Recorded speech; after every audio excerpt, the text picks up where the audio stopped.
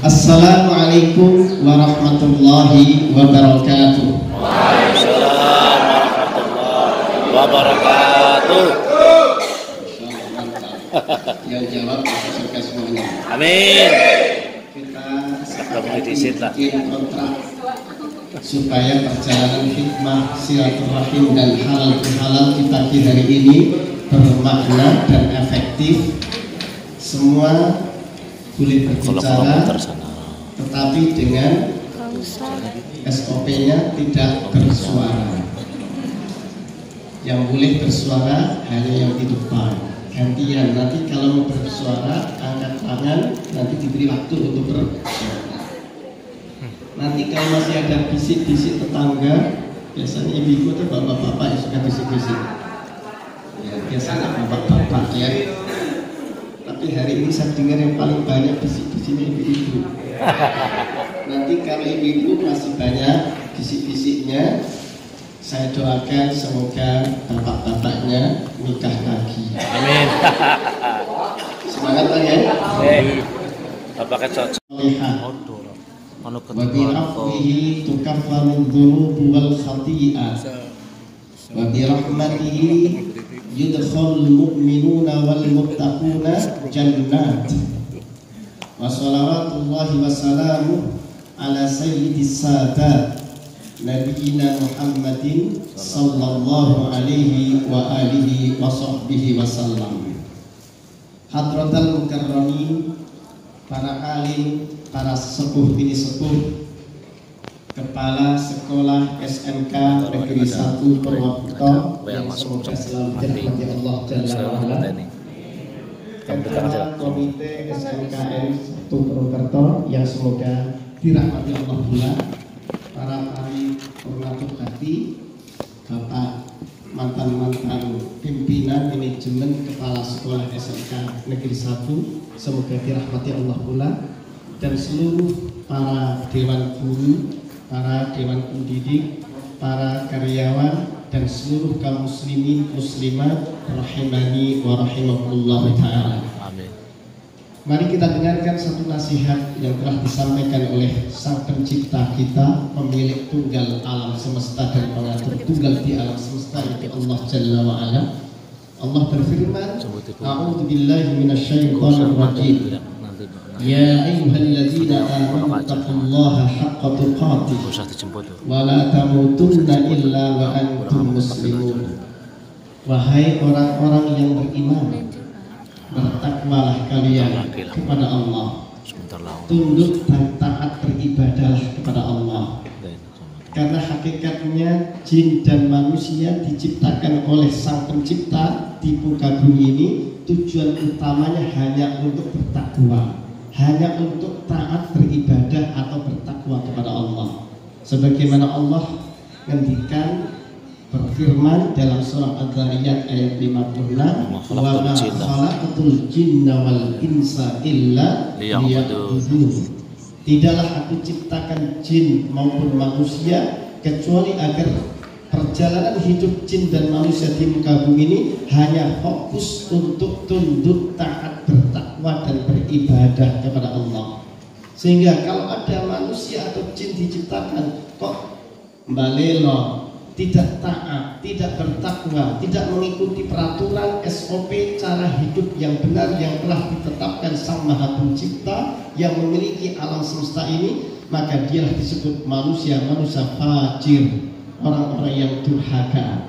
Dan tempat orang durhaka tidak lain adalah tempat yang sangat mengerikan, yakni neraka. Wal iyad billah. Semoga anak kita dan anak cucu kita dijauhkan oleh Allah dari an-niran atau neraka. Bertakwalah kalian semuanya kepada Allah, wahai orang beriman, dengan sebenar-benar takwa. Bagaimana cara bertakwa kepada Allah? Disebutkan oleh para ulama, takwa itu yang pertama adalah al-istislamu lillahi bit-tauhid. Seseorang disebut bertakwa manakala dia tunduk, siap diatur oleh Allah, menetapkan dan meyakini bahwa Allah sebagai satu-satunya Tuhan yang kita ikrarkan dengan syahadat asyhadu an la ilaha illallah, saya bersumpah, berikrar dan bersaksi bahwa di dunia ini tidak ada Tuhan yang berhak untuk disembah dan ditaati, diibadahi kecuali hanya Allah Jalla wa'ala. Itulah cara bertakwa yang pertama, meyakini menetapkan Allah pemilik dan pengatur tunggal di alam semesta ini, sehingga hanya Dia tentunya satu-satunya Tuhan yang berhak untuk ditunduki, untuk di tempat kita beribadah, ngarap berkah, ngarap selamat dan ngarap kebaikan hanya kepada Dia yang mampu memberikan segala harapan dan impian kita semuanya. Bapak Ibu rahimani wa rahmatullah. Cara bertakwa yang kedua setelah kita bertauhid, meyakini Allah sebagai satu-satunya Tuhan yang Maha Esa. Hal ini sesuai dengan sila pertama Pancasila, bahwa bangsa Indonesia dikatakan Pancasilais manakala meyakini ketuhanan yang Maha Esa. Semua warga negara Indonesia wajib berketuhanan, wajib punya Tuhan, dan Tuhannya adalah satu, yaitu Esa, yaitu Allah Jalla wa'ala. Itulah disebut bangsa yang Pancasilais. Cara bertakwa yang kedua adalah wal inqiyadu lahu bitta'ah. Bertakwa tidak cukup meyakini Allah sebagai satu-satunya sesembahan dan tempat kita beribadah, tapi harus dibuktikan dengan al-inqiyadu lahu bitta'ah. Kita harus siap tunduk taat beribadah dengan segala macam bentuk syariat yang sudah dijelaskan oleh baginda Rasulullah SAW kepada kita semuanya. Kita harus siap diatur di segala aspek kehidupan kita, di dalam berkeyakinan, di dalam beribadah, di dalam bermuamalah, di dalam kita berpendidikan, di dalam kita bernegara, siap mengikuti segala hukum aturan Allah Jalla wa'ala. Itulah orang bertakwa. Dan yang ketiga orang bertakwa adalah wal bara'atu minasyirki wa ahlihi. Belum dikatakan sempurna takwa seseorang kalau dia hanya meyakini Allah sebagai satu-satunya Tuhan, lalu dia beribadah dengan seluruh syariat Islam, tetapi dia masih kental menjalankan berbagai macam dosa-dosa dan maksiat, mempersekutukan Allah. Dia harus rela meninggalkan segala macam bentuk dosa-dosa bermaksiat kepada Allah Jalla wa'ala dan menjauhkan diri dari para pelaku kemaksiatan kepada Allah Jalla wa'ala. Itulah makna bertakwa yang sejati, yang mesti harus kita wujudkan dalam hidup ini sebagai bekal yang akan kita bawa mati. Kita hidup di dunia gak lama, Pak. Setiap kita semuanya akan merasakan kematian. Yang tidak pernah mati cuma satu, hanya Allah Jalla wa'ala. Malaikat mati, para nabi, para rasul mati, para dewa juga mati. Semuanya akan diwafatkan oleh Allah dan akan dihisab oleh Allah. Yang satu-satunya Al-Malik, penguasa, raja di raja, satu-satunya nanti di akhirat hanya Allah Jalla wa'ala. Semuanya akan tunduk menghadap Allah dan akan dihisab, dihitung amal-amal mereka, dan akan mendapatkan nasib sesuai dengan keadaan bagaimana mereka waktu hidup di dunia. Man asya ala syai'in mata alaihi wa man mata ala syai'in bu'itha alaihi, kata Nabi SAW. Bagaimana cara hidupmu, begitu pula cara matimu. Yang cara hidupnya, gaya hidupnya tawadhu, taat, mengikuti para syariat Tuhannya, maka akan diwafatkan dalam keadaan husnul khatimah. Tapi sebaliknya, siapa yang menjalani hidupnya memperturutkan keinginan hawa nafsunya, tidak tunduk kepada hukum aturan Allah, maka mata alaihi, dia pun akan diwafatkan, dimatikan oleh Allah dalam keadaan sedang menentang Allah atau bermaksiat. Waliyadzubillah. Dan bagaimana cara matimu, itulah yang akan menjadi penentu nasib kita di akhirat. Matinya husnul khatimah, maka jannah, surga yang akan menjadi tempat terakhir yang akan dia tinggali.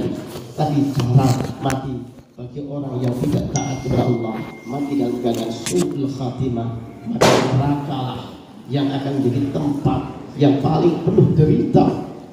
Hari ini saudara kita yang sudah berada di alam barzakh, di alam kubur, mereka menyesal melewati hari-harinya selama hidupnya ini tidak melakukan ketaatan dan ketakwaan kepada Allah.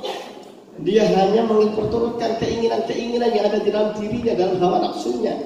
Dia tidak pernah berpikir bahwa besok akan mati, besok dia akan ketemu Allah, akan dihisab. Begitu sudah dimatikan oleh malakul maut, hatta idza jaa ahadahumul maut qala rabbirji'un la'alli a'malu salihan fima taraktu kalla innaha kalimatun huwa qailuha wa min waraihim barzakhun ila yaumi yub'atsun. Surah Al-Mu'minun ayat 99 sampai 100. Sehingga ketika malaikat pencabut nyawa yang bernama Malakul Maut datang kepada seseorang yang waktu hidupnya hanya berfoya-foya, bermewah-mewah, dia tidak pernah berpikir nasibnya bagaimana kelak kalau dia mati.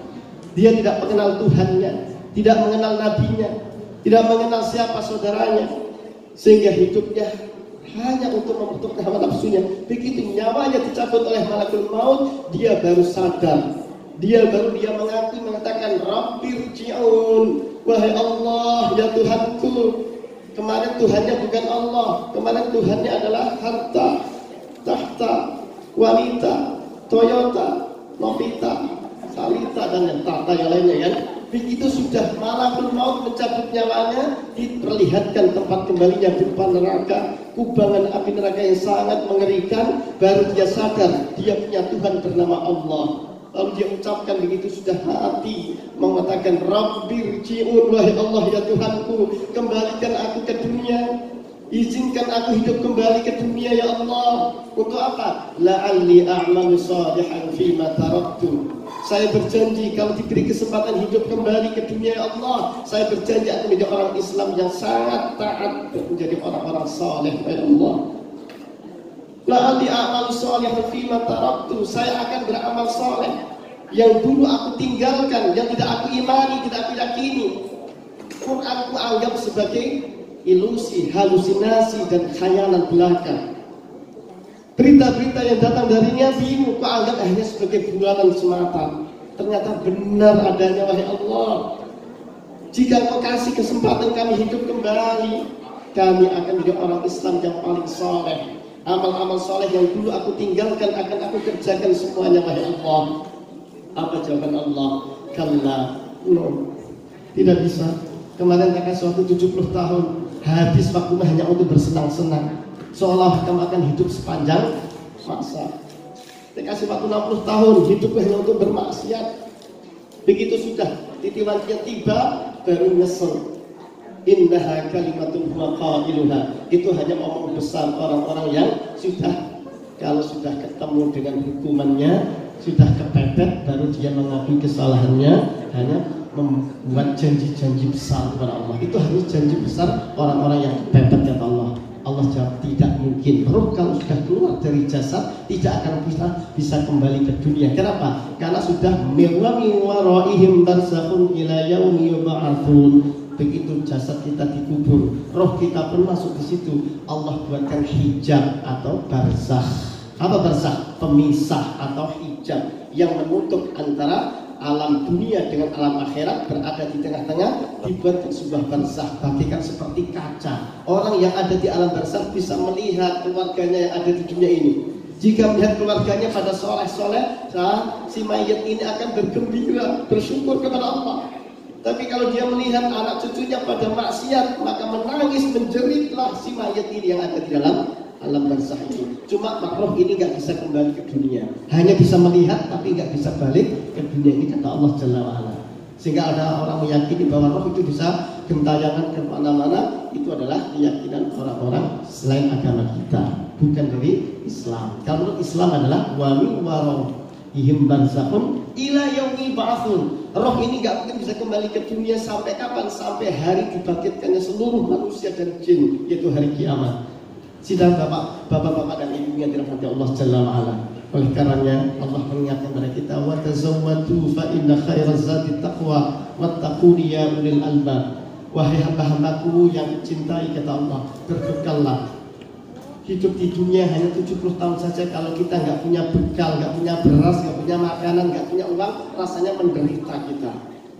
Itu saja sudah banyak yang membantu kita, menolong kita. Masih terasa pahit getir rasanya. Bagaimana hidup di akhirat sendirian, kehidupan akhirat nafsi-nafsi, teriakan cerita orang di alam barzakh tidak bisa didengar oleh manusia.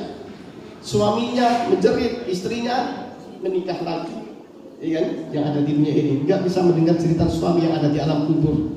Oleh karenanya Allah ingatkan kita bertakwa kepada Allah sebenar-benar takwa, dan jangan kalian berani mati kecuali mati dalam keadaan beragama Islam.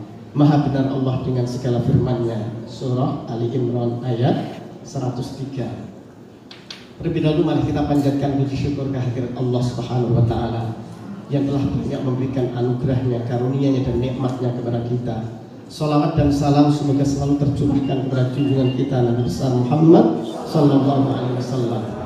Alhamdulillah di pagi hari ini, di hari yang mulia, hari Senin adalah hari di mana Rasulullah SAW diangkat menjadi seorang nabi, turun wahyu yang pertama kepada Rasulullah pun hari Senin, dan Rasulullah meninggal pun juga hari Senin, lahir juga hari Senin, sehingga Rasul ketika hari Senin beliau berpuasa, beribadah kepada Allah Jalla wa'ala.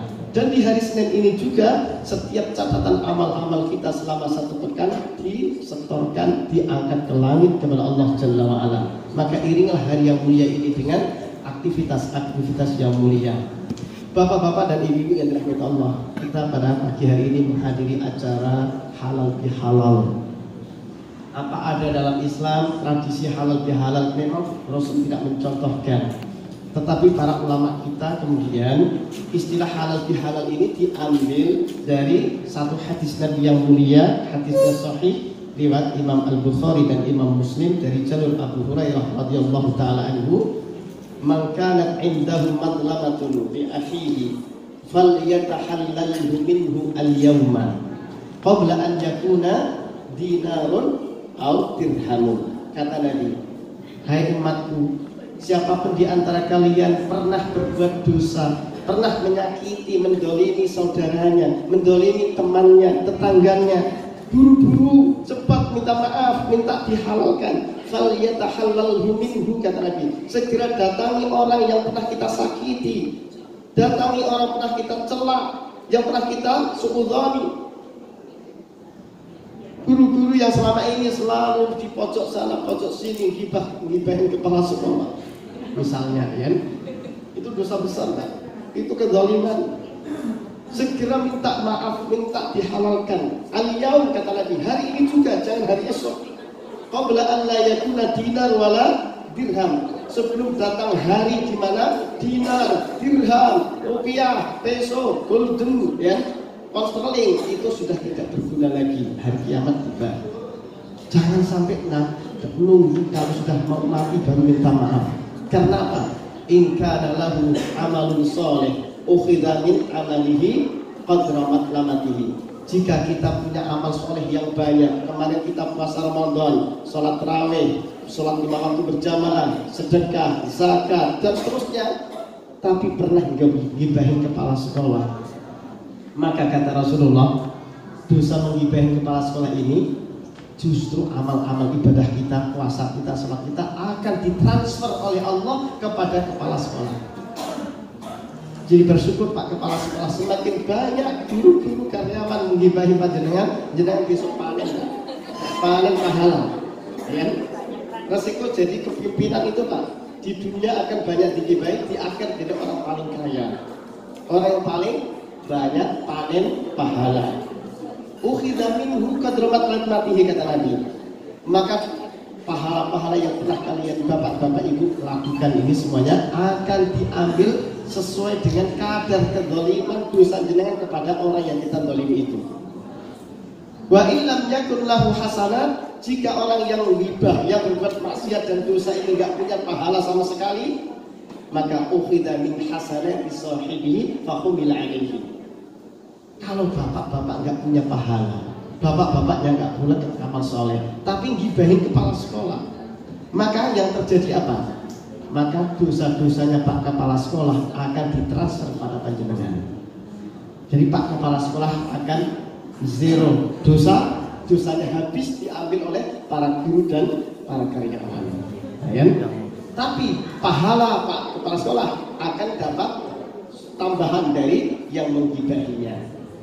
Jadi tentunya ada halal bihalal, tapi hari ini alhamdulillah sebelum terjadi hisab sudah ada halal bihalal, saling menghalalkan. Tadi Dewan Guru sudah diwakili Bapak Dr. Anis tadi, minta dihalalkan Pak Kepala Sekolah. Pak Kepala Sekolah pun mau memaafkan dan menghalalkan. Akhirnya insya Allah terjadinya transfer dosa dan pahala ini tidak terjadi di akhirat. Kenapa? Sudah dimaafkan di dunia. Ini penting Pak, karena kalau kita mati masih membawa kezaliman kepada seseorang, maka kita besok akan bangkrut. Pahala puasa kita, kata Nabi bertanya kepada para sahabatnya, wahai para sahabatku, atadruna manil muflis, tahukah kalian siapa orang yang paling rugi, yang paling bangkrut di akhirat nanti? Qalu, para sahabat menjawab, al-muflisu fina man la dirham lahu wa la dinar. Orang yang bangkrut itu wahai Rasul, orang yang tidak punya rupiah, tidak punya kepeng, tidak punya dinar, tidak punya dirham. Kata Nabi, bukan itu. Orang yang disebut muflis atau orang yang durham, orang yang bangkrut adalah al-muflisu fina man ya'ti wa qad syatama hadha, man ya'ti fi siyamin wa salatin wa zakatin wa qad ya'ti bi waqad syatama hadha wa qadhafa hadha wa dharaba hadha wa akala mala hadha. Orang yang ketika mati menghadap Allah membawa pahala salat, pahala puasa, pahala zakat, pahala haji, dia bawa bergulung-gulung pahala itu. Tapi sayang, di saat dia sedang mau dimasukkan surga, datang orang-orang sekitarnya yang pernah dia zalimi menuntut. Lalu dia katakan, apakah dulu kamu pernah menyakiti orang ini? Benar wahai Allah. Diambillah pahala puasa kita, diberikan kepada orang itu. Apakah dulu kamu pernah mengambil harta orang ini? Benar wahai Allah. Maka pahala sholat kita diambil untuk orang itu. Sampai habis pahala kita. Sementara orang yang kita zalimi masih banyak yang datang menuntut kita. Tatkala kita sudah kehabisan pahala, lalu orang yang menuntut dari kita ini masih banyak, gantian dosa-dosa orang yang menuntut ini akan ditimbulkan pada kita. Akhirnya fatul hafinnar, akhirnya bangkrut. Yang tadinya membawa pahala sholat, pahala haji, pahala zakat, pahala ini habis ditransfer kepada saudara-saudara yang dizalimi waktu di dunia. Dia tambah dosanya dari orang-orang zalim itu, akhirnya dia bangkrut, fatul hafinnar, dia pun dilemparkan ke dalam neraka. Na'udzubillah min dzalik. Maka inilah pentingnya acara halal bihalal ini supaya hal seperti ini tidak terjadi. Kita saling memaafkan. Barangkali kita pernah suudzon. Saya yakin tadi bapak-bapak ibu-ibu melihat saya suudzon juga. Kok penceramahnya nggak begitu ganteng misalnya kan? Ada yang kecewa. Saya yakin banyak ya, terutama ibu-ibu ya. Mungkin dari segi namanya saya sudah mencerminkan memang bukan seorang yang ganteng ya kan. Ternyata begitu dilihat, oh iya ya, pantas namanya juga nama kampungan. Ada yang berbisik seperti itu. Saya tahu ya, tapi saya nggak mau bocorkan orangnya. Nah, ya. Atau ada orang yang mau mengaku berdiri, saya tadi yang punya sebutan seperti itu. Kalau ada, maka segera minta maaf. Hari ini saya buka peluang untuk saling memaafkan. Ya.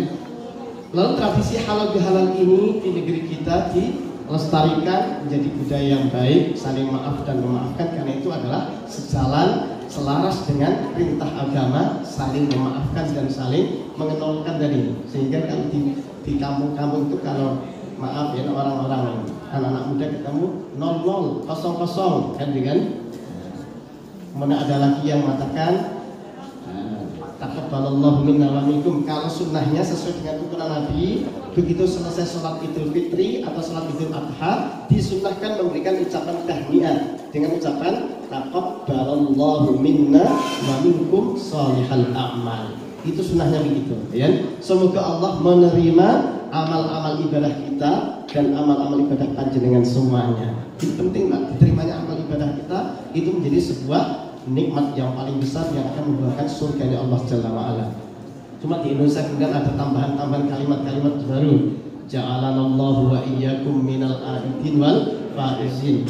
Cuma terlalu panjang disingkat jadi minal aidin wal faizin. Semoga Allah menjadikan kami dan Bapak Ibu semuanya golongan orang yang aidin. Pakai dal ya, bukan aizin. Kadang kita sering baca tulisan-tulisan dengan minal aizin wal faizin kan.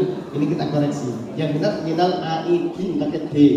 Dal dan aidina Jadi itu bentuk isim fa'il dari ada ya'udu fahuwa a'idun. Orang yang kembali. Kembali apa? Kembali menjadi orang-orang yang bertakwa kepada Allah. Sebagaimana tugas kita berpuasa ini fungsinya adalah membentuk manusia yang bertakwa. Ya ayyuhalladzina amanu kutiba alaikumusiyam kama kutiba alal ladzina min qablikum la'allakum tattaqun. Jadi tujuan Allah wajibkan kita berpuasa itu melalui proses kita meninggalkan semua syahwat kita. Syahwat mata, syahwat telinga, syahwat lisan, syahwat tangan, syahwat kaki, bahkan syahwat pikiran. Itu harus kita tinggalkan selama 30 hari. Termasuk syahwat perut dan syahwat di bawah perut, kita tinggalkan semuanya itu. Meskipun itu kalau bulan Ramadan halal, istri kita adalah halal, makanan-makanan itu halal, kita diuji Allah, tinggalkan syahwat makan sementara dari subuh sampai maghrib, itu kita taati supaya kita menjadi keluar Ramadan menjadi insan-insan yang unggul, insan yang baru. Karena ibadah Ramadan puasa itu persis seperti yang dialami oleh para binatang-binatang yang menjijikkan, Pak. Kita tahu ulat adalah termasuk binatang yang menjijikkan. Ibu-ibu kalau ketemu ulat menjerit, menutup mata, lari dia. Termasuk saya juga kalau ada ulat juga termasuk yang tidak suka, tidak senang dengan ulat. Tapi ulat begitu melihat manusia pada mengicingkan mata ketika melihatnya, merasa jijik, dia berujar dalam hatinya, hai manusia, hari ini engkau merasa jijik melihatku. Tunggu berapa hari ke depan saya akan melakukan ritual ibadah puasa. Setelah itu kau akan tergila-gila kepada aku. Benar, ulat ini pun akhirnya berpuasa. Selama berpuasa menjadi untung, atau bahasa Indonesianya Pak Untung, kepompong, ya. Setelah keluar jadi kepompong, akhirnya selesai ritual puasanya berubah menjadi kubu yang indah. Itulah Pak ya. Puasa harus bisa merubah karakter seseorang seperti yang dialami oleh ulat ini, yang awalnya menjijikkan, awalnya ini menyebalkan, membuat orang tidak suka, tapi setelah melalui proses puasa berubah menjadi makhluk baru yang indah. Ketika keluarnya di pagi hari atau di sore hari, di siang hari, yang tadinya ibu-ibu melihat ulat itu menjijikkan, dia tergila-gila pun dia mengejarnya. Apa ada manusia yang tidak suka pada kupu-kupu? Semua orang suka kupu-kupu, ya.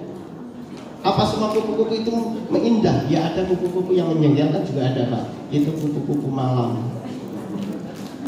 Kalau kupu-kupu keluarnya di siang hari itu indah, itu semuanya senang.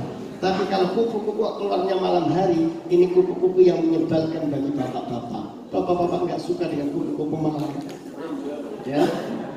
Bapak-bapak dan ibu yang dirahmati Allah Jalla wa'ala. Jadi inilah kembali kepada kenapa kita mengadakan acara halal bihalal. Tujuan utama adalah untuk kita saling menghalalkan, ya. Tadi dengan ucapan taqabbalallahu minna wa minkum, ada minal aidin wal faizin, itu singkatan dari ja'alallahu wa iyyakum. Disingkat lagi kalau orang-orang anak-anak muda, ya. Minal aidin wal faizin, kalau di terminal-terminal itu ya para konduktor minal aidin sudah disingkat lagi menjadi minal ya. Itu maknanya apa? Minal aidin wal faizin, ya. Ada para konduktor, para naik mobil itu bis itu kan. Nah, kalau ketemu para penumpang, ayo minal. Itu maknanya adalah minal aidin wal faizin. Artinya mereka juga sadar kita ini butuh saling memaafkan, saling merebut dosa-dosa kita. Dan kita mengadakan acara silaturahim ini tadi sudah disampaikan oleh Bapak Kepala Sekolah kita bahwa silaturahim adalah salah satu syariat agama yang sangat mulia. Sampai diancam oleh Nabi, orang yang suka memutus tali silaturahim tidak akan pernah masuk surga.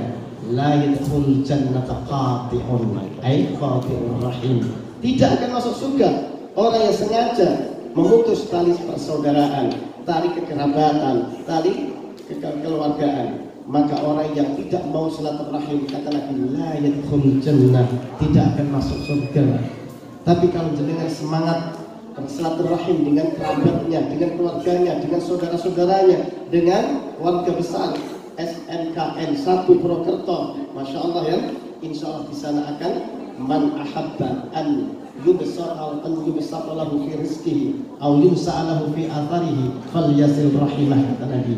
Barang siapa yang ingin dibentangkan, dibukakan pintu rezekinya, baik yang di langit maupun di bumi, ingin disejahterakan oleh Allah, dan siapa yang ingin dipanjangkan umurnya, maka kata Nabi, fal yasil rahimah, sambung tali silaturahim ini. Man wasalahu wasalahullah, siapa yang menyambung, maka Allah akan sambungkan rahmat dan keberkahannya kepada orang itu. Waman qata'ahu qata'allah, siapa yang memutus tali silaturahim, Allah akan putus rezekinya, Allah putus rahmatnya kepada orang yang suka memutus tali silaturahim. Inilah kenapa keluarga besar SMKM ini mengadakan acara ini.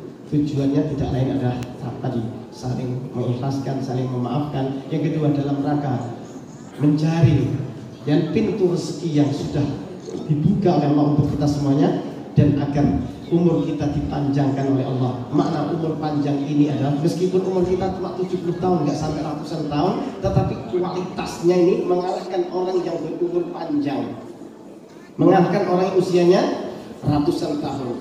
Dan panjang umur ini jika kita isi dengan kegiatan aktivitas ketakwaan, aktivitas yang mulia, maka dia hakikatnya orang yang akan beruntung dan orang yang terbaik. Khairun nas man tala umruhu wa hasuna amaluhu, kata Nabi. Orang yang terbaik itu adalah yang dipanjangkan umurnya oleh Allah, lalu amal panjang umur ini padat dan syarat dengan amal soleh. Wa syarrun nas man tala umruhu wa sa'a amaluhu, dan seburuk-buruk sejelek-jelek manusia adalah orang yang dikasih panjang umur tapi habis umurnya hanya untuk maksiat, hanya untuk santai-santai, hanya untuk memperturutkan hawa nafsunya. Itulah sejelek-jelek manusia. Jika kita dikasih waktu 50 tahun, 70 tahun, itu masuk umur yang panjang. 70 tahun ini untuk umur umat Muhammad itu adalah mabaina sittin wa sab'in, 60 sampai 70 tahun. Kok kita isi dengan ketakwaan, dengan amal soleh, dengan bertaubat kepada Allah Jalla wa'ala, maka inilah yang akan menjadikan kita akan mulia di akhirat nanti. Dikisahkan ada dua orang sahabat Nabi. Dua-duanya ini awalnya orang Yahudi, lalu masuk Islam. Ketika sudah masuk Islam, keduanya ini berupaya menjadi seorang Muslim yang baik. Yang pertama adalah ahli ibadah. Semangat ibadahnya sangat tinggi. Tidak hanya mengamalkan yang wajib saja, bahkan yang sunnah pun dia kerjakan. Adapun orang yang kedua ini hanya mengamalkan yang wajib-wajib saja, yang sunnah hanya sedikit yang dia kerjakan. Ya. Singkat cerita, keduanya ini maju ke medan perang. Dua-duanya maju medan perang. Dan yang ahli ibadah, yang wajib, yang sunnah dikerjakan ini, yang rajin ini, akhirnya mati gugur, mati syahid dalam peperangan. Sementara orang yang kedua ini, yang ibadah hanya yang wajib-wajib saja ini, ya, dia tidak mati dalam peperangan ini. Dikasih panjang umur setahun berikutnya baru meninggal. Meninggalnya bukan dalam peperangan, meninggal biasa saja. Tetapi ada seorang sahabat bernama Talhah radhiyallahu taala anhu bermimpi. Di dalam mimpinya, ketika usai perkara hisab di akhirat, lalu diperintahkanlah semua calon penghuni surga. Dipanggillah satu persatu. Datang dua orang ini. Dua orang tadi sahabat tadi. Ternyata yang disuruh masuk surga duluan siapa? Yang mati duluan atau yang mati belakangan? Ternyata yang mati belakangan. Yang mati tidak dalam peperangan, yang tidak mati syahid, yang ibadahnya hanya yang wajib-wajib saja, dia malah masuk surga duluan ketimbang yang mati syahid ini. Maka melihat kejadian ini, Talhah radhiyallahu ta'ala, dia penasaran, kok bisa begini. Lalu pagi harinya setelah bangun dari tidurnya, mimpi ini diceritakan kepada Rasulullah SAW. Ya Rasulullah, apakah benar mimpi saya ini seperti ini ya Rasulullah? Kenapa yang ibadahnya biasa-biasa saja lebih dahulu masuk surganya daripada yang mati syahid itu? Dijawab Rasulullah, bukankah yang biasa ibadahnya itu dikasih panjang umur 1 tahun oleh Allah? Benar ya Rasul. Bukankah selama setahun dia menjalankan sholat 5 waktu sekali 360, berarti sekian ribu dia sujud kening, dia mensujudkan keningnya kepada Allah. Surganya lebih cepat. Makanya ketika kita dikasih waktu oleh Allah, yang usianya sudah lebih dari 40 tahun, bersyukur kepada Allah, gunakan sebaik-baiknya. Sebelum datang masa kita akan menyesal nanti. Rabbana absarna wa sami'na farji'na na'mal salihan inna muqinun. di dalam surah As-Sajdah ayat 12 Allah mengatakan, sungguh mengerikan orang-orang yang waktu di dunia lalai, hidupnya hanya mengejar kenikmatan dunia saja. Dia lupa terhadap kewajiban-kewajiban terhadap Tuhannya. Bahkan dia beribadah juga tapi di bulan Ramadan saja. Ada sebuah riwayat mengatakan, syarrun nas, manusia yang paling jelek, yang paling buruk itu adalah siapa? Alladzi la ya'rifu huquqa rabbih illa fi Ramadan. Manusia yang paling jelek itu adalah orang yang tidak mengenal hak-hak Tuhannya kecuali hanya di bulan Ramadan saja. Dia menyembah Allah, dia beribadah kepada Allah, dia meninggalkan semua maksiat dan dosa hanya di bulan Ramadan saja. Begitu keluar Ramadan, balik malam ke habitatnya masing-masing. Maksiat jalan lagi, malas beribadah. Inilah sejelek-jelek manusia. Dan puasa yang dikerjakan selama setahun itu sudah bisa dipastikan tidak diterima oleh Allah, karena alamatu qabulil hasanati al hasanatu ba'daha. Ciri-ciri, tanda-tanda amal ibadah itu diterima oleh Allah adalah ketika selesai kita beribadah muncul semangat baru untuk naik level tingkat takwanya. Kemarin masih level 1, begitu sudah di training oleh Allah selama 1 bulan Ramadan, bulan Syawal menjadi meningkat menjadi level 2. Yang kemarin level 2 masuk Ramadan ini masuk menjadi level 3, terus begitu ya. Kalau tetap sama maka kemungkinan tidak diterima, karena orang yang beruntung itu kata Nabi siapa? Maka yaumuhu mithla amsihi fa huwa khasir. Yang sebelum Ramadan dan setelah Ramadan ini jauh lebih baik daripada sebelum Ramadan. Ramadan tahun ini lebih baik daripada Ramadan kemarin. Bahwa rabih itu ciri-ciri orang yang beruntung, ciri-ciri orang yang selamat. Tapi yang lebih celaka lagi, maka yaumuhu syarran min amsihi fa huwa halikun. Barang siapa yang Ramadan kemarin bagus, sholat tarawih berjamaah, 5 waktu juga berjamaah, siangnya puasa, keluar Ramadan Syawal balik lagi ke maksiat lagi, maka fahuwa halikun. Itulah ciri-ciri orang yang akan hancur, ciri-ciri orang yang akan binasa kata Nabi Sallallahu Alaihi Wasallam.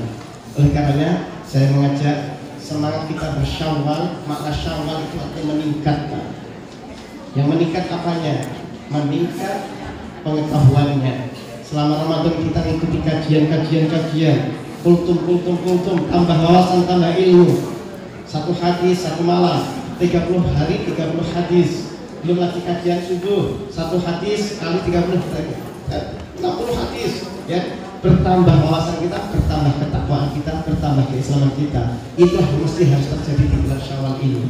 Kalau di bulan Syawal ini selama 11 bulan ke depan ini ada peningkatan setelah kita training oleh Allah selama 1 bulan, maka kemungkinan besar kita termasuk orang-orang yang sukses, orang yang akan masuk surga. Tapi kalau yang terjadi sebaliknya, di training dengan tidak di training kok tetap sama hasilnya, berarti kita ini memang ibarat ulat yang sudah melakukan ritual puasa, sudah menjadi kepompong tapi tidak berubah juga jadi kupu-kupu, masih jadi kepompong terus akhirnya mati binasa dia. Alhamdulillah, mudah-mudahan kita tidak seperti ini, mudah-mudahan. Sehingga mari kita berdoa kepada Allah Jalla wa'ala waktu sudah mau masuk zuhur ya, sehingga hikmah halal bihalal dan silaturahim ini tidak mungkin kita jabarkan lebih panjang lagi mengingat waktu kita yang sangat terbatas. Ya saya berharap tadi acara dimulai jam 9 tepat ya, sehingga nanti hikmah halal bihalal ini bisa kita sampaikan minimal 1,5 jam. Dibuka sesi tanya jawab. Saya ingin seperti itu lah, biar efektif. Tadi kata tadi ada ini dan itu akhirnya agak mundur ya. Dan saya minta maaf kepada bapak-bapak dan ibu-ibu atas saya terlalu agresif ya, datangnya terlalu basic tadi ya. Saya minta maaf sekalian ya. Mungkin saya salah melihat jamnya kan, undangannya bilang jam 9, ternyata yang benar jam 10 Pak ya. Sehingga saya datangnya di jam 9. Saya sekali lagi minta maaf atas kelancangan saya datang mendahului bapak-bapak dan ibu-ibu semuanya. Mudah-mudahan Allah memaafkan kita semuanya. Mungkin ini yang dapat saya sampaikan supaya nanti kita tidak ketinggalan satu jamaah sholat duhur kita, sehingga kita sudahi sampai di sini. Intinya kita saling maaf-maafkan, kita saling mendoakan semoga selama kita berpuasa Ramadan ini semua amal ibadah kita akan diterima oleh Allah Jalla wa'ala, dan akan lahir semangat baru untuk menjadi hamba-hamba Allah yang bertakwa, sehingga kemuliaan, kesuksesan, keberuntungan dan keselamatan Allah berikan kepada kita dan keluarga besar SNKN 1 Purwakarta. Amin. Amin. Amin. Kurang punya maaf, aku qouli hadza wastaghfiruh innahu huwal ghafurur rahim. Subhanakallahumma wa bihamdika asyhadu an la ilaha illa anta astaghfiruka wa atubu ilaik. Wassalamualaikum warahmatullahi wabarakatuh.